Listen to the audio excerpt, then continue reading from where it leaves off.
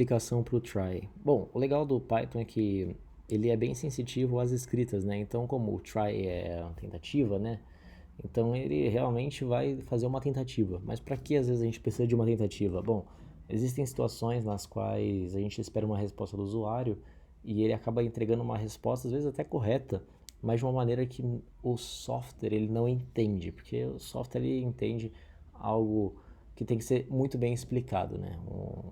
O software ele precisa que seja muito bem explicado com as ferramentas dele, as coisas. Ele não consegue ler, ele só lê o que você fala para você ensina ele a ler as coisas, basicamente. Ele tem uma dessas ferramentas que serve para isso. E eu tenho uma situação, por exemplo aqui, né? Uma situação exemplo que, por exemplo, eu quero que o usuário entre com um número maior que zero e nessa situação, se ele, por exemplo, escrever um número maior que zero, mas não da maneira que eu quiser, o programa não dá erro de traceback e não buga, ele já vai entender que o usuário fez uma tentativa, deu errado a escrita dele ou não era o que você esperava, ele simplesmente continua rodando com uma resposta ok. Bom, então eu vou aqui fazer um string vazio aqui, porque esse string vazio, o usuário ele vai entrar com um input para mim, e esse input eu vou perguntar um número, então eu vou falar para ele entre com um número, dois pontos, espaço estético, né, aqui, pronto, string vazio.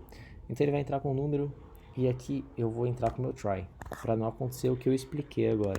Bom, então aqui o try, o que vai acontecer? Eu vou criar uma variável qualquer aqui para converter esse string vazio, eu vou chamar de xyz, por exemplo, e essa variável xyz, eu vou converter, ela vai ser só uma variável de conversão aqui na situação, e ela vai converter o string vazio para inteiro, str vazio.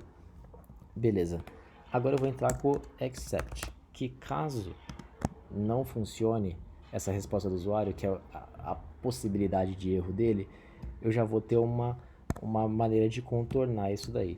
Bom, mas depois eu vou colocar essa condição, você vai entender.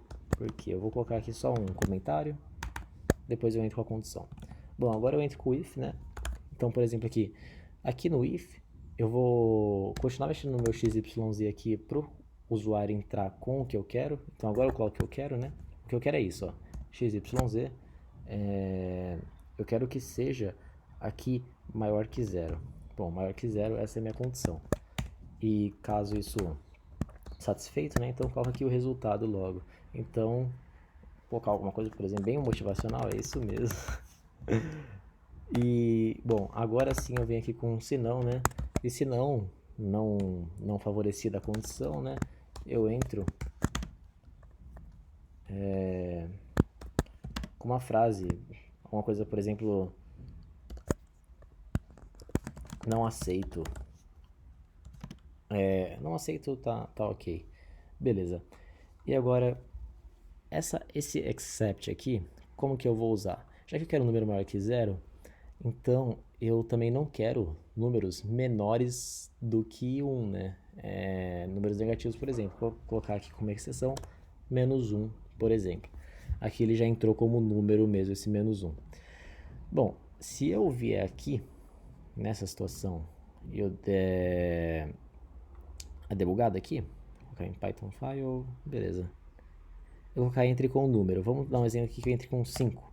Ó, ele falou, é isso mesmo, aqui embaixo no terminal. Bom, e se eu der a mesma situação aqui, ó, Python File, entre com o número, eu vou colocar 5, escrever 5 ao invés de colocar o 5 como número mesmo, ele colocou não aceito, porém ele rodou. O que acontece? Se esse try não estivesse aqui, ele daria um erro. E você geralmente não quer esse erro aqui. Então, você acaba delimitando uma barreira para não dar esse erro. No caso, você vai contornando a situação. Então, você prevê um erro do usuário, basicamente. Então, a ideia de try é basicamente essa aqui nesse tipo de aplicação. Tem várias outras aplicações.